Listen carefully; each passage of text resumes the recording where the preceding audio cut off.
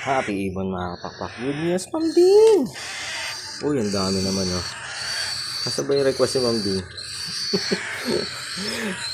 Ayun. Actually, magkamukha to. Pero ito yun. Snag to like. Kasi ito, sold na natin yan. Ma'am Ding, thank you so much ah. Ito na po. Dadali natin ng safe na safe yan. So, biyahing Bacoor to. Again, syempre yung first time nyo kami napanood dito sa Facebook, YouTube, or TikTok man. This is your Kuya Dan. Only sa Dan Sibunan, kwento ang ibon at kung ano na pa yan. Located po tayo sa 37 Consuelo Street, Marulas, Valenzuela City. Pwede kayong tumapo rito from Monday to Saturday, 8 a.m. hanggang 8 p.m. ng gabi. Ayun.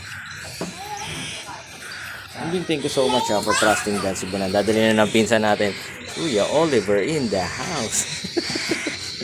Again, syempre, maraming salamat. Again, lagi niya tatandaan, mas masaya ang buhay pag may ibon sa bahay. Life is happy, birds at home. God bless sa lahat. Bye-bye.